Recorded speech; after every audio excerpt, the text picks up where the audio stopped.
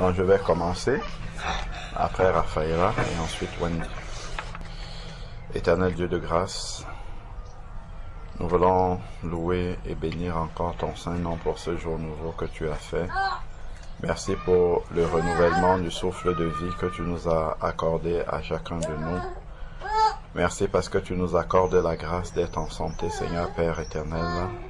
Nous n'avons rien fait pour mériter toutes tes grâces dans nos vies, Seigneur Dieu, mais il te plaît de nous les accorder, Seigneur Dieu, pour manifester ta gloire en chacun de nous. Et nous voulons t'exprimer notre reconnaissance, Seigneur éternel. Seigneur Dieu Tout-Puissant, nous venons te confier ces moments où nous venons encore auprès de toi, Seigneur Père, afin que tu puisses nous abreuver, que tu puisses nous donner encore des instructions pour que nous puissions marcher sagement, Seigneur Père éternel, et que notre conduite puisse réjouir ton cœur.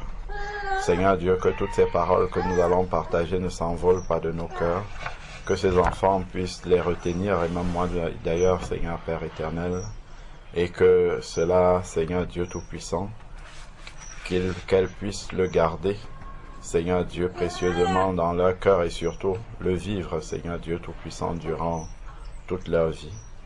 Père, nous te confions tout cela au nom de Jésus, que ton esprit, Seigneur Saint, nous conduise dans tout ce que nous allons dire, faire, Seigneur Père éternel, et que toute la gloire te revienne au nom de Jésus-Christ. Amen. Amen. Raphaëla, vas-y. Merci parce que tu nous as permis de nous lever le matin. Amen. Merci parce que tu as permis qu'on ne fasse pas de cauchemar la nuit. Je te prie, Seigneur, pour la parole, Seigneur, que nous allons étudier. Amen. Fais qu'elle puisse rester gravée dans nos cœurs. Amen. Et je te prie pour que elle ne s'envole pas au nom de Jésus-Christ. Amen. Amen. Seigneur, je te prie pour cette journée. Merci parce que tu nous gardes, parce que tu nous protèges. Je te prie pour qu'on puisse bien partager la parole de Dieu, pour qu'on puisse aussi bien apprendre sur toi. Fais qu'elle puisse rester dans notre tête et qu'elle puisse passer au nom de Jésus-Christ. Amen. Amen. Alors, donc, on s'était arrêté la dernière fois dans le livre de Jean. Je crois qu'on était dans... on avait fini le chapitre 1 du livre de Jean. Oui. Et est-ce qu'on avait commencé les noces de Cana, où Jésus Oui. était parti aux noces de Cana? Oui. Mais vous ne savez pas où nous nous sommes arrêtés? Alors, donc on va recommencer à partir du chapitre 2 dans les noces de Cana. Est-ce que vous vous rappelez de ce qu'on avait vu au chapitre 1? C'était comment Jésus a appelé différentes personnes. Qui est-ce que Jésus avait appelé? Oui, Philippe. oui, de Bethsaïda. Oui. Oui, Wendy.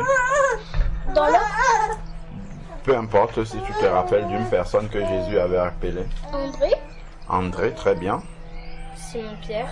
Simon-Pierre, oui. Nathanaël, très bien. Et on avait vu que Jésus, il avait des manières différentes d'appeler chacun. D'accord? Et on se souvient que André avait demandé, André, il était un disciple de qui avant? de Jean-Baptiste. De Jean-Baptiste. Et quand Jésus passait, qu'est-ce que Jean-Baptiste a dit? Voici l'agneau de Dieu qui ôte les péchés du monde. Et puis les deux disciples dont André l'ont suivi. Et quand ils ont suivi Jésus, qu'est-ce qu'ils ont demandé à Jésus? Rabbi, Oui, nous voulons que tu deviennes notre maître. oui, mais ils ont dit ça d'une autre façon. D'accord? Ils ont dit où demeures-tu? Et on avait dit que le verbe demeurer, c'est ils n'ont pas. Si tu rencontres quelqu'un en route, tu parles seulement avec lui et après tu pars, ça veut dire que cette personne-là, tu ne souhaites pas forcément la connaître plus intimement, n'est-ce pas? Mais si tu demandes à une personne où est-ce que tu habites et tu veux aller voir où la personne habite, ça veut dire que tu veux vraiment la connaître de plus près, d'accord? D'accord? C'est comme ça qu'on voit même dans la vie normale de tous les jours, d'accord? Ce n'est pas tout le monde, par exemple, vos camarades de classe, c'est pas tous qui viennent ici à la maison, d'accord? Et vous-même, vous n'allez pas chez tous vos camarades, mais vos camarades, les seuls qui viennent ici sont ceux que vous voulez connaître vraiment intimement, n'est-ce pas? Voilà, donc c'est la même chose aussi quand André a demandé à Jésus, Rabbi, où demeures-tu? C'est parce qu'il voulait vraiment le connaître intimement. Et ils l'ont appelé Rabbi, qui veut dire maître. C'est-à-dire, nous voulons devenir tes disciples. Ok? Donc, on avait vu ça. On a vu aussi Nathanaël. Nathanaël qui doutait un peu parce qu'il avait dit qu'est-ce qui peut venir de bon à Nazareth. Donc, il doutait un peu. Et Jésus savait, même comme Jésus n'était pas là quand Nathanaël doutait, mais comme Jésus sait toute chose, il est Dieu, d'accord? Il fallait qu'il prouve à Nathanaël, dès la première rencontre avec Nathanaël, qu'il est vraiment Dieu. Donc il y a des personnes comme ça, à qui on parle de Jésus, qui doutent, mais si le Seigneur voit qu'ils sont sincères dans leur cœur, que si vraiment Dieu leur montre que il est le Dieu tout-puissant, ils vont croire. Et c'était le cas de Nathanaël. Donc quand Nathanaël est arrivé, Jésus dit, voici vraiment un Israélite en qui il n'y a aucune fraude. Donc il a montré à Nathanaël qu'il le connaît. Et puis Nathanaël va dire, Rabbi, et puis il va lui dire, maintenant que tu as vu, tu as cru, tu verras des choses encore plus grandes. Avant que, quand tu étais sous le figuier, je t'avais déjà vu. Donc Jésus lui montre qu'il le connaît vraiment. Même comme lui, il découvre Jésus, d'accord, pour la première fois, mais Jésus, lui, le connaissait déjà parce que Jésus est Dieu. C'était une manière de montrer à Nathanaël que oui, de Nazareth, il peut venir quelque chose de grand, et en l'occurrence, Dieu est venu dans la chair de Jésus-Christ à Nazareth, d'accord? Voilà, donc on voit que le Seigneur, il regarde les cœurs des êtres humains et il sait ce qui peut amener un cœur à se convertir, d'accord? Et effectivement, pour chaque cœur, il adapte. Ceux André qui ont demandé où est-ce que tu demeures, il a dit venez et voyez, d'accord? Il n'a pas dit non, pourquoi vous voulez savoir où j'habite, qui êtes-vous même, ainsi de suite, d'accord? Il les a amenés, ils ont vu. Nathanaël qui doutait aussi, est-ce que quelque chose de bien peut venir? Il leur a montré Philippe aussi. Voilà, il a entendu juste une parole et puis il a suivi. Donc c'est comme ça que le Seigneur procède pour chacun. On voit que toutes les personnes qui rencontrent Jésus, c'est pas de la même manière en fait qu'ils deviennent des disciples de Jésus. Ok? Donc nous aussi, dans la vie, en fonction de la personne qu'on a en face de nous, il ne faut pas l'amener au Seigneur de la même façon. Certaines personnes ont peut-être besoin qu'on leur parle de Jésus. D'autres personnes ont besoin de voir comment nous nous comportons bien, comment nous agissons, et ils vont poser des questions. Ils ont besoin de voir notre amour. Ils ont besoin de voir que nous sommes différents. Et après, quand ils vont poser la question, on va leur dire, voilà, c'est parce que j'ai accepté Jésus dans ma vie que je suis comme ça. Ils ont peut-être, certains, c'est peut-être, on nous a fait quelque chose de grave. Et puis nous allons pardonner à ces personnes-là, ça va les toucher. Ils vont dire, mais comment tu fais pour pardonner? On t'a quand même fait quelque chose de méchant. Pourquoi tu pardonnes? Faut agir comme ça. Tu vas lui dire non. Le Seigneur lui-même va s'en charger. Tu vois? Et ça va être un témoignage. Ok? Comme par exemple, un camarade peut te voir prier seulement devant lui, dire, mais pourquoi toi tu pries? Et puis, ça te permet de lui parler de Jésus. Ok?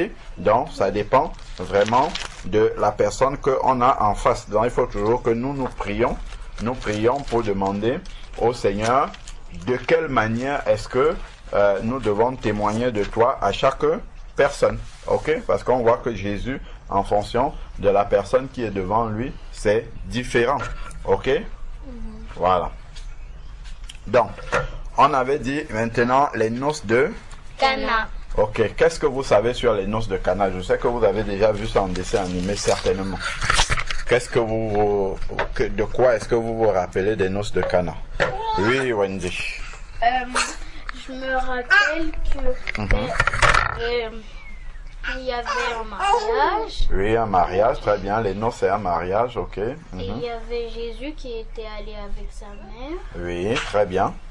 Il y avait beaucoup de vin, mais après le vin il s'est fini. Oui, le vin est fini, très bien. Et puis ben il y a sa mère qui lui a dit,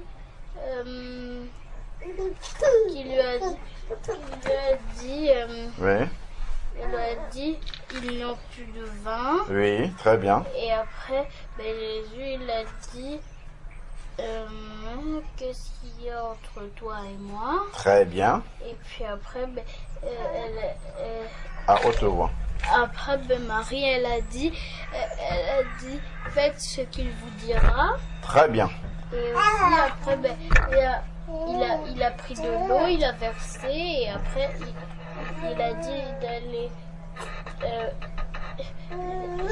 il a transformé en vin. Très, très bien. Raphaëla, c'est bon ou bien tu veux rajouter quelque chose? C'est bon. Très bien. Donc, et on avait vu que quand Jésus est arrivé au mariage et qu'il manquait du vin, on avait dit que Marie a eu une bonne attitude de croire que Dieu peut faire quelque chose. D'accord? Que comme Jésus est là, il ne peut pas avoir de problème. D'accord? Donc, elle a eu la foi. Très bien. Elle a eu la foi. Donc, même s'il manque quelque chose, le fait que Jésus est là, les choses vont aller bien. Et donc, quand elle a posé la question à Jésus, c'est un peu comme lorsque nous prions. Jésus n'a pas répondu directement, ok, prends, voilà le vin, ok?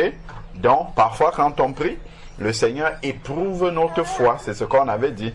D'accord? Il lui a dit, mon heure n'est pas encore arrivée, qu'y a-t-il entre toi et moi, femme? D'accord? Voilà. Donc, Marie aurait pu dire, bon, ben, ok, ben, il ne veut pas. Ok, ben, je laisse tomber. Donc, c'est comme ça que tu peux prier. Et comme tu ne vois pas la réponse, tu dis, ah ben, Dieu ne veut pas. Bah, tant pis. Moi, je vais faire autre chose. Ok? Mais c'est pas comme ça. C'est pas cette attitude-là qu'il faut avoir. Au contraire. Donc, quand Jésus, il a dit ça à Marie, il a dit, mon heure n'est pas encore arrivée. Elle aurait pu dire, ok, ben, ce n'est pas la volonté de Dieu. Ils vont rester sans vin. Ok? Mais comme le Seigneur a dit dans sa parole que le mariage soit honoré de tous, donc ça veut dire que forcément le Seigneur est au contrôle de chaque mariage. Donc, et Marie, elle le savait. Donc comme le mariage doit être honoré de tous, le Seigneur qui est là ne peut pas déshonorer le mariage. Il ne peut pas permettre qu'un mariage se passe mal. D'accord? Ok? Donc comme il est là, il va vraiment trouver la solution. Il ne va pas permettre que certains invités soient peut-être fâchés parce qu'ils sont venus après et le vin était déjà fini. Ok? Donc même si ceux qui ont organisé le mariage n'ont pas tout prévu, le fait qu'ils aient invité Jésus pour venir, c'est un peu comme quand quelqu'un prépare son mariage et qu'il prie pour remettre son mariage entre les mains du Seigneur. Ok? Donc, ils ont invité Jésus à venir à leur mariage. C'est comme quelqu'un qui prie pour que son mariage se passe bien. Ça veut dire qu'il invite le Seigneur pour que le Seigneur puisse conduire toutes choses. Et le Seigneur a vraiment été là. Lui, il était là physiquement, mais pour nous aujourd'hui, physiquement, Jésus ne va pas venir à notre mariage, mais spirituellement, il va être là, il va être au contrôle si nous prions pour lui remettre notre mariage entre ses mains. D'accord? Donc, quand le vin est venu à manquer, comme Marie savait que comme le Seigneur Jésus est là, et que le mariage soit honoré de tous, il ne pourra pas laisser que les gens déshonorent le mariage et qu'ils parlent mal de ce mariage alors que Jésus était là-bas. D'accord? Donc le Seigneur ne laissera pas que les gens parlent mal d'un mariage qu'on lui a confié entre ses mains, pour lequel on a prié pour qu'il soit au contrôle de toutes choses. Donc là, on parle du mariage, mais ça peut être pour autre chose, d'accord? Qui est la volonté de Dieu, bien sûr, ok? Donc le Seigneur ne permettra pas que ça se passe mal. Donc voilà pourquoi lorsque le vin venait à manquer, Marie a posé la question à Jésus, a présenté le problème à Jésus, mais Jésus a éprouvé la foi de Marie. Et on voit que la foi de Marie était ferme, ok? Elle n'a pas abandonné. Elle est seulement tournée, elle a dit, faites ce qu'il vous dira. Ça, c'est un acte de foi.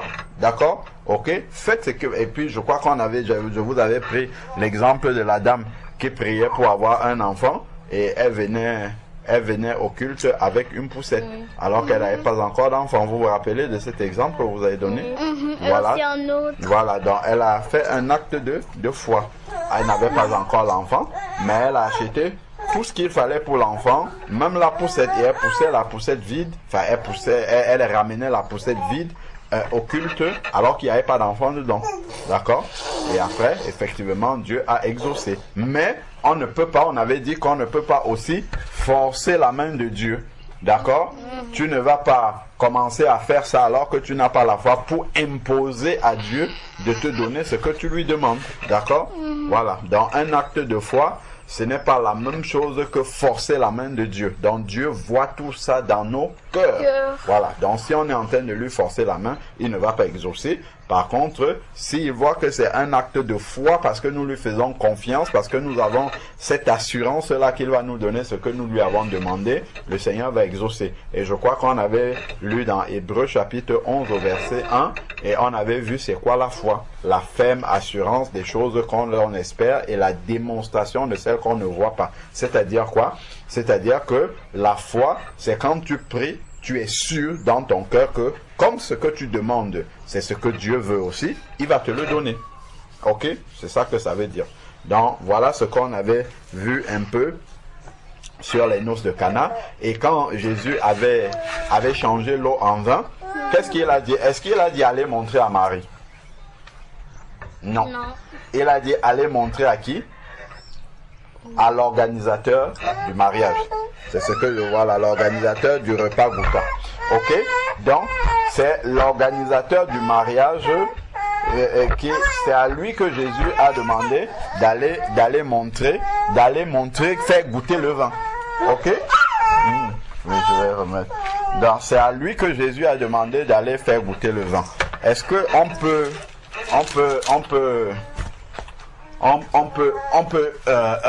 comment dire, essayer de comprendre pourquoi c'est à lui que Jésus a demandé d'aller montrer le vin et non à Marie qui avait prié. Nous voyons que l'organisateur du mariage, c'est lui qui invite les gens, ok? Donc c'est lui qui avait certainement invité Jésus à ce mariage-là, d'accord? Et Jésus est venu. Donc ça veut dire que initialement, c'est comme nous, c'est lui qui avait prié pour remettre, si on traduit maintenant que Jésus n'est plus physiquement là, ça veut dire que c'est lui qui avait prié pour demander à Dieu de prendre le contrôle du mariage. D'accord? Et donc, Jésus demande qu'on a lui fait goûter le vin pour qu'il voit que le vin même est meilleur, pour lui montrer que quand Dieu prend, que sa prière, comme il avait invité Jésus, a été exaucée. Jésus est vraiment venu et il est au contrôle de tous les problèmes qu'il peut avoir. Ok? Donc parfois nous pouvons prier pour un sujet et quelqu'un d'autre, au moment où il voit que nous avons un problème, il prie aussi pour ce problème-là précisément. Mais comme nous avions déjà prié avant, l'organisateur du mariage, Marie, elle a vu quand le problème était là, elle a prié aussi. Donc, au moment où Dieu va exaucer, il viendra nous montrer à nous qui étions les premiers à lui demander de prendre le contrôle de la situation. Il viendra nous montrer qu'il a exaucé notre prière. Ok? Donc c'est pour ça que Jésus demande qu'on vienne montrer le vin et faire goûter le vin à l'organisateur du mariage. Et après, les gens étaient étonnés de savoir que le vin qu'on a servi était plus bon que celui qui était au début. Ok? On voit que quand Dieu lui touche une chose, c'est meilleur que lorsque les hommes ont fait. Ok? Oui. Mais ça veut dire que si Jésus il voulait montrer qu'il a exaucé, ça veut dire qu'il voulait montrer qu'il était le plus fort? Non, pas forcément le plus fort. Quand tu exauces, quand tu pries le Seigneur, il faut qu'il te montre qu'il a écouté ta prière et qu'il a répondu à cette prière-là. Et comme ça, ça va faire grandir ta foi, ta confiance en lui. Pour montrer qu'il est le Dieu vivant? Pour montrer à la personne qu'il a bien écouté sa prière et qu'il a exaucé. D'accord? Parce que imagine-toi que tu parles à quelqu'un, il ne te répond jamais. Au bout d'un moment, tu ne vas plus parler à cette personne-là. Bah oui. Donc, Jésus, il va montrer à cette personne-là que tu m'avais présenté ton problème, je l'ai entendu et j'ai répondu justement pour résoudre ce problème-là. D'accord? Voilà. Donc, c'était un peu ça qu'on avait vu pour la première partie sur les noces de Cana, c'était vraiment par rapport à la prière, par rapport à la foi dans la prière, par rapport au fait que le Seigneur, quand il prend le contrôle d'une situation, il la règle jusqu'au bout. Donc, la suite maintenant, c'est quand, après les noces de Cana, c'était le premier miracle de Jésus. Jésus est, après cela, il descendu à Capernaum avec sa mère et ses frères et ses disciples, et il n'y demeurait que peu de jours. Donc ensuite, Jésus va se rendre au temple pour la première fois. Et qu'est-ce qui s'est passé, vous savez? Là où il a trouvé des gens qui vendaient des pigeons et tout ça, qui changeaient l'argent et tout, qu'est-ce qu'il avait fait? Il avait tout balancé. Oui, il avait pris un fouet et puis il a fouetté et puis ainsi de suite. Et pourquoi il avait fait ça? Parce qu'ils n'avaient pas obéi à Dieu. Voilà. Ils avaient transformé la maison du Seigneur en caverne de voleurs. Voilà, une caverne de voleurs. Donc on va lire cette partie-là aujourd'hui. Ça veut dire qu'il est pas. Ça veut dire qu'il est pas trop gentil. Il est très gentil, parce que eux, ils peuvent faire leur commerce, mais pas dans la maison de Dieu. Ok? C'était pour montrer qu'on ne doit pas faire le commerce dans la maison de Dieu. Voilà. Bon, donc moi je vais lire ici. Qui va lire? Donc moi je vais... Moi. Alors, nous sommes dans Jean 2. Ok? Jean 2, on va commencer au verset 13. Attends.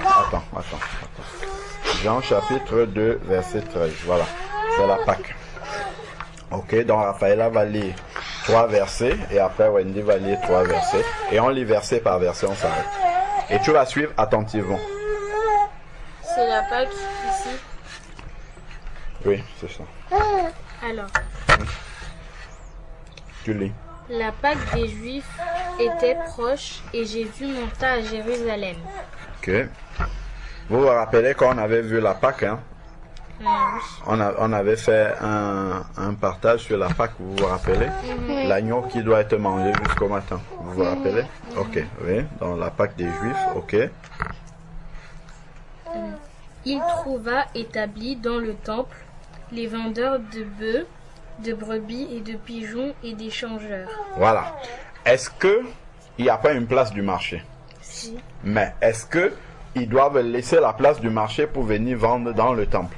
Non. Ça veut dire qu'ils se moquent de Dieu. Tu comprends maintenant, Wendy?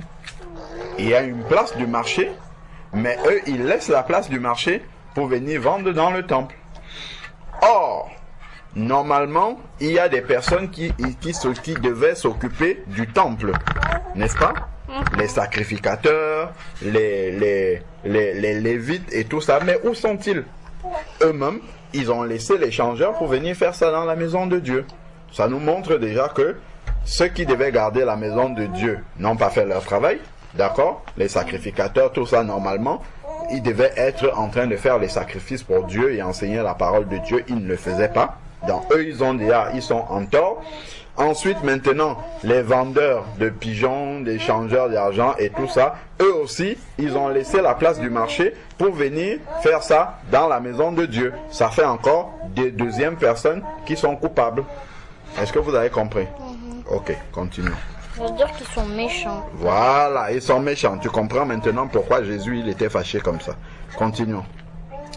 Alors, il fit un fouet de corde et les chassa tous hors du temple, ainsi que les brebis et les bœufs. Voilà. Donc, il a fait sortir tout ça de sa maison. Ok? Donc, tout ce qui n'est pas pour le service du Seigneur doit sortir du temple. Vous savez que après le temple est devenu quoi? Ah, ça c'était le temple physique là où on allait prier. Mais quand Jésus est mort, qu'est-ce que le temple c'est devenu quoi? Qu'est-ce qui est devenu le temple, pardon? Autant pour moi. Jusqu'aujourd'hui. Oui, qu'est-ce qui est le temple maintenant? Notre corps. Très bien. Notre corps est le temple.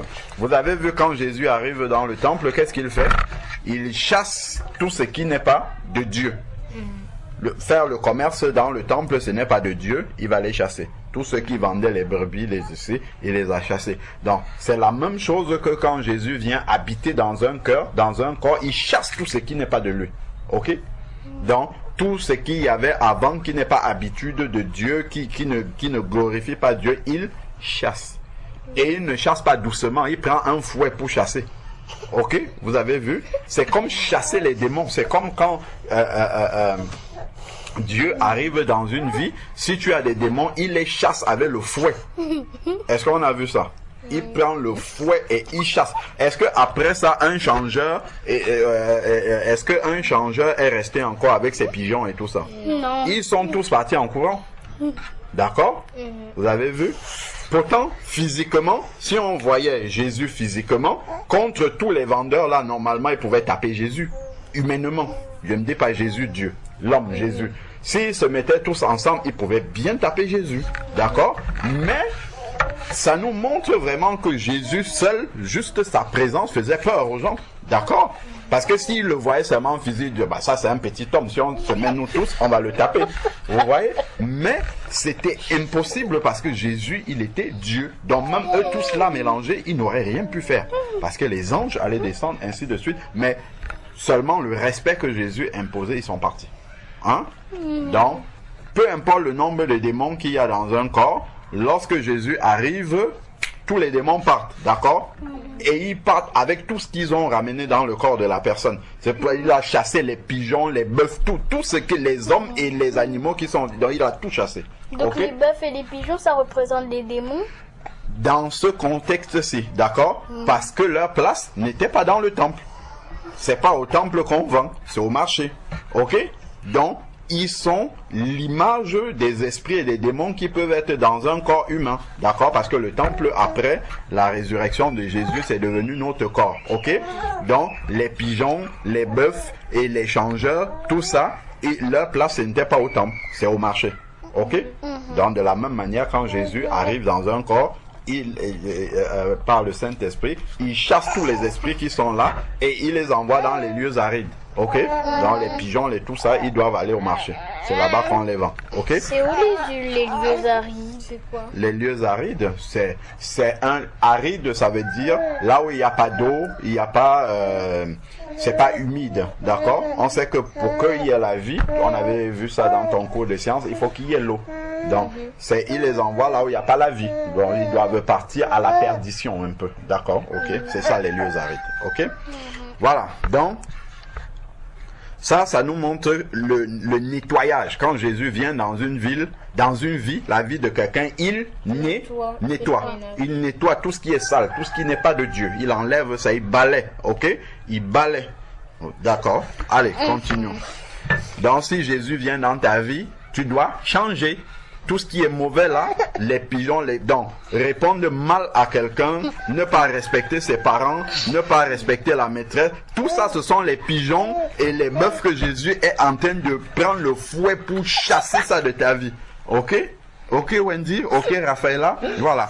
Ne pas obéir, parler pendant que la maîtresse est en train de donner la leçon. Ça Jésus il prend le fouet, il fouette ça pour que ça sorte de toi. Ok? Bah on ne rigole pas, c'est la vérité.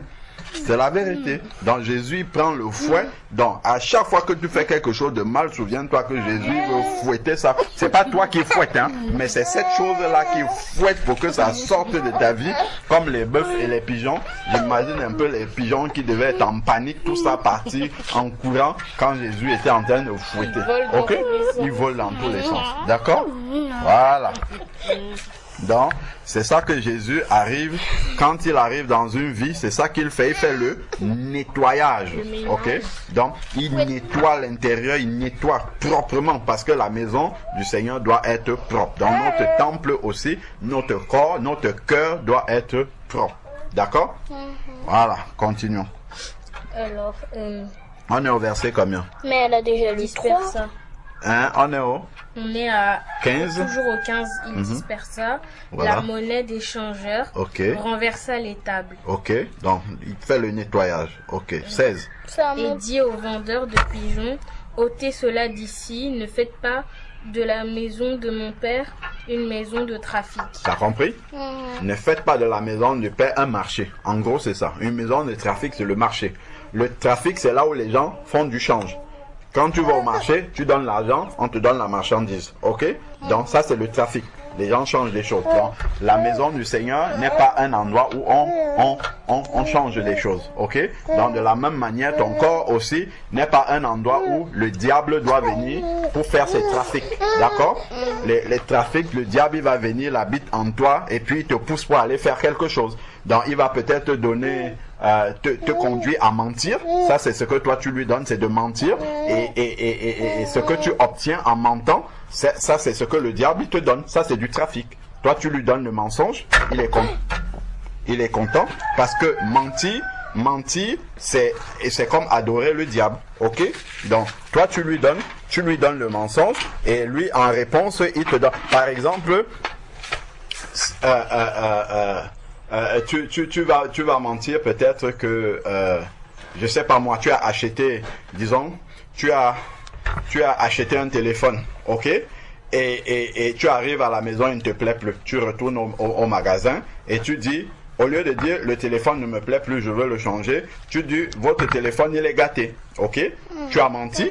Ok, le diable il est content parce que en mentant, lui-même il est le père du mensonge, d'accord? Donc quand tu as menti, ça veut dire que tu es un disciple du diable, ok? Donc tu as fait la volonté du diable. Et lui, il est content. Donc, toi, tu lui as donné quelque chose et en retour, on va te donner un nouveau téléphone. OK? Donc, ça, c'est ce que le diable te donne. C'est comme un trafic. Donc, tu lui donnes quelque chose, lui te donne autre chose. Ça, c'est le trafic. Tu vois? Donc, et le Seigneur ne veut pas qu'il y ait ça dans notre cœur. Donc, essayez de faire la monnaie, de changer des choses comme ça avec le diable. Il te donne. Vous vous souvenez quand le diable, il était dans le désert, il est venu tenter Jésus. Il a dit, prosterne-toi et adore-moi, je te donnerai tous les royaumes de la terre qui sont là. D'accord? Il voulait faire du trafic avec Jésus. Jésus a dit, non, tu adoreras le Seigneur ton Dieu et tu le serviras lui seul. Ok? Donc, pas de trafic avec les démons, avec les esprits. Jésus est là, il chasse tout ça. Hein? Voilà. Avec le fouet. Avec le fouet, tu vois, il ne chasse pas doucement en disant, s'il vous plaît, partez. Non, il prend le fouet, il fouette ça, parce qu'il ne veut pas voir ça dans son enfant, ok? C'est pas doucement, s'il vous plaît, est-ce que vous pouvez partir? Je vous en supplie, non, c'est le fouet. Sortez d'ici, votre place n'est pas là, ok? Donc, de la même manière, quand un enfant de Dieu est là, Jésus vient, il chasse tout ce qui est mauvais dans sa vie. Il chasse d'abord les démons qu'il a dans son corps. Il chasse toutes ses habitudes mauvaises avec le fouet. Ok? Voilà. Donc c'est ça. Mais pourquoi il n'a pas demandé gentiment s'il est gentil? Ah non, parce que eux, ils savaient que ce n'est pas là qu'ils doivent être. Il y a une place du marché. Si c'est que Jésus, quand tu es ignorant, quand tu ne sais pas, Jésus vient doucement. Il t'explique. Il te dit ce n'est pas bien. Ainsi de suite. Par exemple, quand on voit...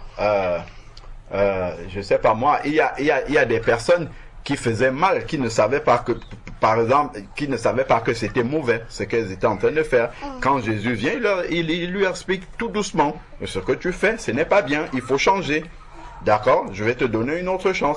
Mais ces gens-là, les marchands, quelqu'un qui vend les pigeons, qui change l'argent, il sait là où on fait ça. Mais il laisse l'endroit où on le fait et il vient faire ça dans la maison de Dieu. D'accord? Donc, le diable et ses démons savent que leur place n'est pas venir habiter à l'intérieur d'un corps humain parce que ce sont les créatures de Dieu.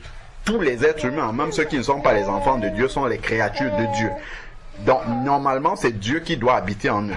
Mais quand quelqu'un n'accepte pas Jésus, Dieu n'habite pas en lui, le diable peut venir. Mais le jour où il accepte Jésus, le diable, il doit partir pour que Jésus vienne habiter. Donc, c'est pour ça qu'il vient avec le fouet parce que les vendeurs, là, ils savent qu'ils doivent être au marché, mais ils ont laissé le marché pour venir là. Donc, ils font exprès, ils sont conscients. Ils désobéissent à Dieu de manière consciente. Donc, quand on désobéit à Dieu de manière consciente, il vient avec le fouet. Ok?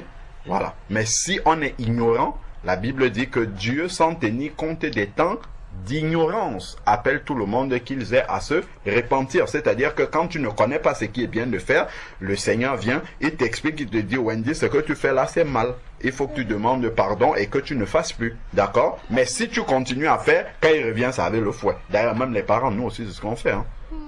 On te dit d'abord, Wendy, ne fais plus ça. Mais si tu continues à faire la prochaine fois, c'est quoi? C'est le fouet. Ok? Voilà. Donc, on poursuit. Ok, ensuite, on est où? C'est à moi. Oui, Raphaëla, donne voilà, la Bible. Ok. Nous sommes à quel verset?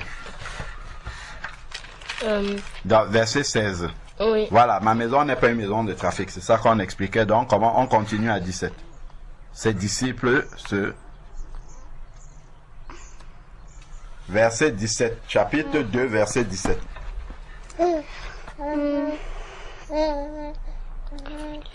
Et dit aux vendeurs de pigeons, ôtez cela d'ici, ne faites pas de la maison de mon père une maison de trafic. D'accord, ok, continue. Ça, c'est la fin de ce que Raphaël a lu. 17. Ses disciples se souvinrent qu'il est écrit, le zèle de ta maison me dévore. Voilà, donc ça c'est une parole qui est écrite dans la Bible, le zèle de ta maison me dévore, ok? Ça veut dire le zèle, c'est le fait d'aimer beaucoup la maison de Dieu. Dieu, il est jaloux de sa propre maison, donc il ne peut pas accepter qu'il y ait autre chose dedans. C'est pour ça que le Seigneur ne peut pas accepter que des esprits méchants demeurent dans ses enfants, ok? Ou que ses enfants vivent comme les païens, font des choses qui ne sont pas de Dieu, ok? Voilà, parce qu'il est jaloux. Il ne veut pas partager ses enfants avec le diable, ok? Le zèle de ta maison me dévore. Après, ensuite. Verset 18. Pardon, 18. Verset 18. Les Juifs prirent la parole et lui dirent, quel miracle nous montres-tu pour agir de la sorte? Ok, donc les Juifs viennent pour le tenter. Ça, ce ne sont pas des gens qui sont sincères, qui viennent parce qu'ils cherchent Dieu. Ok, ils viennent juste pour voir des miracles et voir comment ils vont piéger Jésus. Continuons. On ne tente pas Dieu. Ok. Ensuite. Jésus leur répondit, détruisez ce temple et en 3 jours je le relèverai. Voilà, vous avez vu? C'est la première fois. Est-ce que c'est le temple de Jérusalem là que Jésus va reconstruire en 3 jours? Oui. Non. Il parle de quel temple? C'est quoi qu'il reconstruit en 3 jours? Détruisez ce temple, je le reconstruis en 3 jours. Est-ce qu'il parle du temple où il vient de chasser les gens? Le temple du corps. Du corps. Donc, quand il dit détruisez-le, ça veut dire tuez-moi, si vous voulez, mon corps. Parce que le corps de Jésus, c'est le temple de Dieu. Tuez-moi et je vais ressusciter en 3 jours. C'est ça qu'il est en train de leur dire. Donc, et ça nous montre comment Jésus est déjà en train de passer du temple physique au temple spirituel du corps. C'est pour ça que je faisais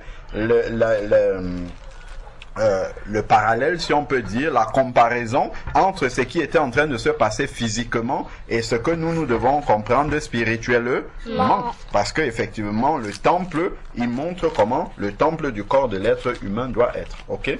Voilà. Continuons. Donc, je le relèverai en 3 jours. Verset 20. Les Juifs dirent, il a fallu 46 ans pour bâtir ce temple et toi en 3 jours tu le relèveras. Vous voyez, eux ils parlent physiquement et Jésus parle spirituellement. Ils ne le comprennent pas. Oui. Ok. Ils ne peuvent pas le comprendre. Si tu n'as pas reçu l'Esprit de Dieu, tu ne peux pas comprendre ce que Dieu dit. Ok. Voilà. Alors continuons. Verset 21. Mais il parlait du temple de son corps. Voilà. On a compris. Ok.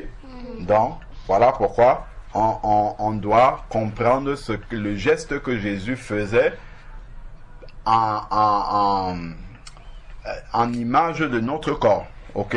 Donc c'est ce qu'on a fait, de comprendre que quand Dieu vient dans nos vies, les pigeons, les changeurs, tout ça, ça doit partir, tout ce qui ne glorifie pas Dieu. Ok, donc il parlait du temple de son corps, verset 22. Et on va s'arrêter là. Quand il fut ressuscité d'entre... C'est pourquoi, oui, très bien. C'est pourquoi, quand il fut ressuscité d'entre les morts, ses disciples se souvinrent qu'il avait dit cela et crurent à l'écriture et à la parole de Jésus avait dit. Très bien. C'est où que tu es arrivé? avait dit qu'il a... Attends. Dites. Ok, très bien. Ok. Verset 23. Donc, la prochaine. c'est... ouais, bah on finit le chapitre alors. Ok. Voilà, comme ça sera fini. Ok, donc on voit que c'était... ces événements-là se sont passés parce que Jésus voulait montrer déjà à ses disciples que le temple physique va devenir, en fait, ça va changer, c'est le corps qui va devenir le temple. Ok? Alors, continuons. Verset 23. On lit 23 à 25 et puis on va s'arrêter. Pendant que Jésus était à Jérusalem, à la fête de Pâques, plusieurs crurent en son nom à la vue des miracles qu'il a fait. Voilà, donc pour certains aussi, Jésus avait besoin de faire des miracles. Donc on voit que pour André, Philippe, il n'a pas fait de miracle. Pour Nathanaël, il a fait des miracles en lui disant qui il était. D'accord? Et pour d'autres personnes aussi, ce sont les miracles des guérisons, changer l'eau en vin, tout ça, que les gens ont besoin de voir pour croire en Dieu. Donc pour certains, effectivement, il faut qu'ils voient ces miracles. Voilà pourquoi on prie parfois aussi que Jésus nous permet de prier pour les malades, que les malades soient guéris. Parce que certains vont croire parce qu'ils ont vu ça. Ok? Ou que les morts ressuscitent. Alors, après. Mais Jésus ne se fiait point à eux parce qu'il les connaissait tous. Voilà. Donc tu as certains qui viennent, qui font semblant de vouloir voir des miracles alors qu'ils viennent pour tenter Dieu. Donc Jésus, il voit dans leur cœur. Donc, ils ne croyaient pas à tout ce que ceux qui venaient, comme s'ils venaient attendre des miracles pour croire. Certains venaient juste pour obtenir le miracle et partir. D'accord? Comme aujourd'hui encore, certains viennent à Dieu parce qu'ils ont un problème. Par exemple, quelqu'un qui veut passer ses examens à l'école, il a tellement peur et prie Dieu, ben, une fois qu'il a passé ses examens, tu lui parles de Jésus, oh, moi je veux rien entendre. Quelqu'un qui est peut-être très malade, oh priez pour moi pour que je guérisse, priez pour moi, et quand il guérit, tu lui parles de Dieu, oh bah, pour moi on verra ça une autre fois, ainsi de suite. Donc souvent les gens viennent, mais Jésus il ne se fie pas à ce que les gens qui viennent qui disent ah vraiment j'ai besoin de Dieu dans ma vie, ainsi de suite. Jésus voit leur cœur, il sait que peut-être si il leur donne ce qu'ils demandent, ils vont pas le suivre. Donc mais Jésus il est quand même bon et il leur donne parfois ces choses là, et à la fin quand viendra le moment du jugement dernier, il va dire je t'avais donné ça et tu as montré quel est ton vrai cœur. D'accord? Voilà, donc on va finir. Oui, qu'est-ce que tu voulais dire? Je voulais dire que, alors, alors pourquoi on ne demande pas à Dieu, alors à tous ceux qui sont morts, qu'il les ressuscite? Il y a certains, comme par exemple Jean-Baptiste. Quand Jean-Baptiste est mort, Jésus aurait pu le ressusciter, mais le travail de Jean-Baptiste était fini. Donc, il n'y a pas besoin de le ressusciter. Donc Jésus va ressusciter des personnes qui... s'ils ressuscitent, ils vont continuer un travail et aussi leur résurrection, comme Lazare, comme Tabitha Dorcas, qui avait prié, elle est ressuscitée, ou Eutychus, quand Paul prêchait, Eutychus, il était tombé du 3e étage parce qu'il dormait, il s'est endormi, il est tombé, il est mort, et Paul a posé la main sur lui, il est ressuscité. Ça a encouragé les disciples. Donc il faut que cette résurrection-là soit là pour encourager les gens, amener certaines personnes à la conversion ou ainsi de suite, d'accord? Donc il faut que ça participe à l'œuvre de Dieu. Parce que les gens doivent mourir, mais tout le monde n'est pas appelé à ressusciter, d'accord? Quand Jésus était là, il n'a pas ressuscité tous les morts qui étaient à Jérusalem. Il a ressuscité quelques-uns. Est-ce que vous connaissez ce que Jésus a ressuscité? Vous vous souvenez de quelques-uns que Jésus a ressuscité? Il y a qui par exemple? Oui? Lazare. Très bien. Oh, je sais. Oui. La fille de Jairus, très bien. Encore. Sarah. Le fils de la veuve de Naïm. Vous vous souvenez, voilà, il a ressuscité 3 personnes. Peut-être il y avait plein de morts à Jérusalem, mais il ne les a pas tous ressuscités. D'accord? C'est parce que le fait de ressusciter cela servait à quelque chose. Ok? Voilà. Donc, on finit. Je crois qu'on est au dernier verset. Oui. Alors. Ok? Wendy, on finit le dernier verset. Donc, on ne peut pas tromper Dieu. Hein. Quand quelqu'un vient et prie, oh Seigneur, fais ceci, le Seigneur, il voit ton cœur. Ok?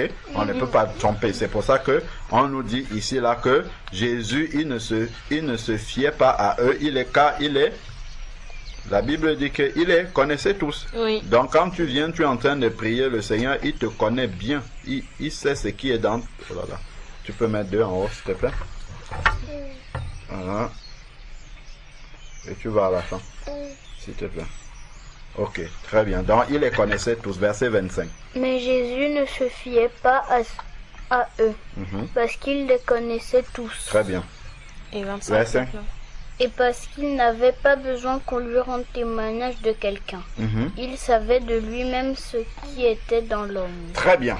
Jésus n'avait pas besoin qu'on lui rende témoignage, c'est-à-dire qu'on vienne lui expliquer ça c'est telle personne, il a telle chose. Nathanaël, par exemple, quand il est venu devant Jésus, il n'a pas eu besoin que ceux qui connaissaient Nathanaël, comme Philippe, viennent expliquer à Jésus, celui-là il s'appelle Nathanaël, il est droit. Hein, Jésus n'a pas eu besoin de ça. Tu vois, Jésus le savait. De la même manière que quand Jésus est passé dans Luc 19 à Jéricho et qu'il a vu Zachée, il dit à Zachée, Zachée descend. Qui lui a dit que celui-là s'appelle Zachée? Personne. Parce qu'il est Dieu, il connaissait Zachée, il lui dit je vais aller dans ta maison aujourd'hui.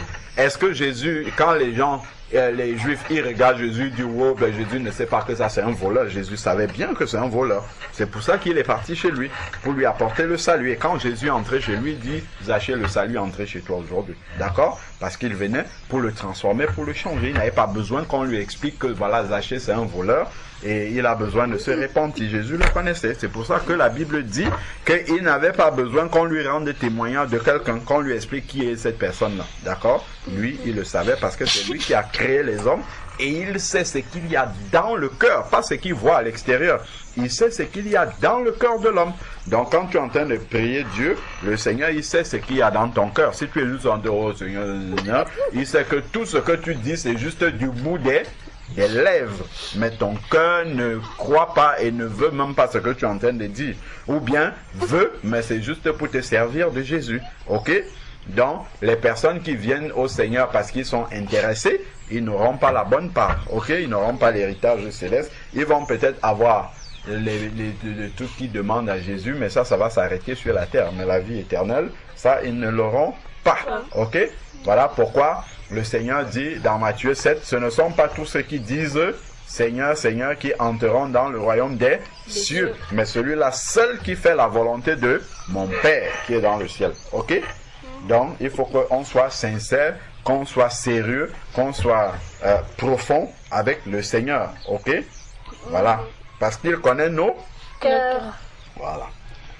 Le Seigneur savait ce qu'il y avait dans l'homme. Ok? C'est pour ça qu'il est venu pour soigner et pour guérir tous ceux qui veulent changer, vraiment. Ok? Mais si tu ne veux pas changer, on sait bien que Dieu ne force personne. Voilà. Il va te dire, Raphaëla, tu dois changer. Wendy, tu dois changer. Mais il ne va pas te forcer.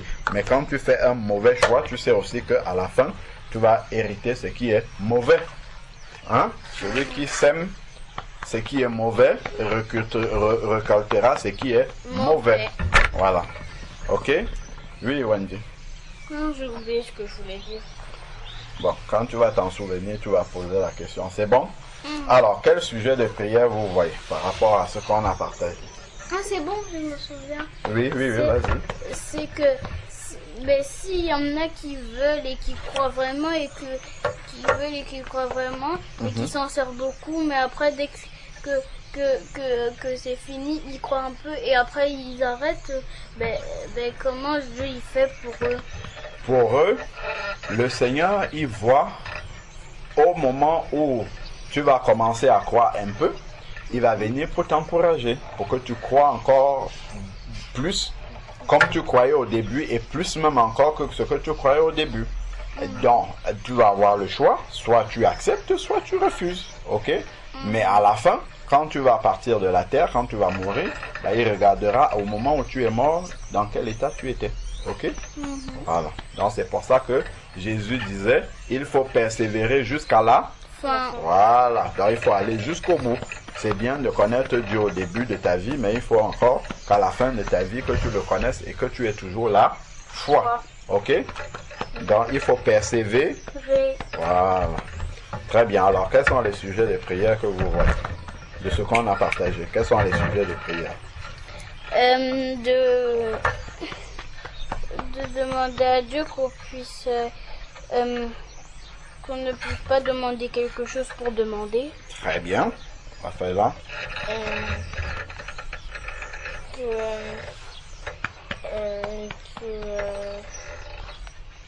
Qu'on puisse croire sincèrement. Très bien. Aussi que les pigeons, les bœufs que nous voyons dans le temple de nos corps, que nous-mêmes nous connaissons, nous leur demandons de sortir avant que Jésus ne vienne avec le fouet. N'est-ce pas? Voilà, très bien. On va prier pour ça. Chacun va prier pour le sujet de prière qu'il a donné. Ok? Donc, je vais commencer. Seigneur Dieu, nous te bénissons pour ta parole. Merci de ce que tu nous as permis de comprendre encore que quand tu prends le contrôle d'une situation, comme tu étais présent aux noces de Cana, Seigneur Père, tu contrôles toutes choses. S'il vient t'en manquer quelque chose, Seigneur Dieu Tout-Puissant, même si on s'est bien organisé, on a tout prévu, comme l'organisateur de ce mariage qui avait certainement tout prévu, mais le vin est venu à manquer, Seigneur Dieu Tout-Puissant. Lorsque nous te confions les choses de nos vies, des situations de nos vies, Père, tu prends le contrôle, et même ce que nous ne t'avons pas demandé, ce que nous pensons maîtriser, Seigneur Dieu, tu es au contrôle de tout, et lorsqu'il y a une défaillance, Seigneur Père, tu prends le contrôle et tu règles les situations, et nous pouvons être dans la paix, dans la quiétude, sachant que nous t'avons tout confié. Seigneur Dieu Tout-Puissant, nous venons te prier également. Seigneur Dieu, tu vois nos cœurs, tu vois les impuretés, tout ce qu'il y a encore dans nos vies, Seigneur Dieu, qui ne te glorifie pas. Nous te prions d'ouvrir nos yeux dessus, afin que nous puissions travailler à les mettre à l'extérieur, avant que tu ne viennes avec le fouet pour les enlever. Seigneur Dieu Tout-Puissant, Père, que nous puissions le faire, Seigneur Dieu Tout-Puissant, sincèrement de tout notre cœur, Père. Nous te bénissons, nous te confions la suite de nos journées. Préserve chacun d'entre nous. Édifie-nous, Seigneur Dieu, et aide-nous à garder, Seigneur Dieu, précieusement dans nos cœurs, Seigneur Dieu Tout-Puissant, et d'expérimenter dans nos vies tout ce que tu nous as enseigné encore aujourd'hui et avant. Béni soit ton Saint-Nom, Père, au nom de Jésus-Christ. Amen. Amen. Raphaëla, tu pries pour le sujet que tu as donné. Seigneur, je te prie pour que on puisse être sincère. Amen. Qu'on puisse ne pas demander des choses juste pour demander. Et qu'on puisse être sage. Amen. Au nom de Jésus-Christ. Amen. Amen. Amen. Seigneur, je te prie pour qu'on ne nous demande pas des choses pour demander. Oui, Seigneur. Fais qu'on puisse être vraiment sincère dans notre cœur. Oui, Seigneur. Et que nous ne puissions pas, quand nous croyons, ne plus croire. Que quand tu viens nous encourager, nous refusons, mais que nous acceptons plutôt. Au nom de Jésus-Christ. Amen. Amen. Que Dieu vous bénisse.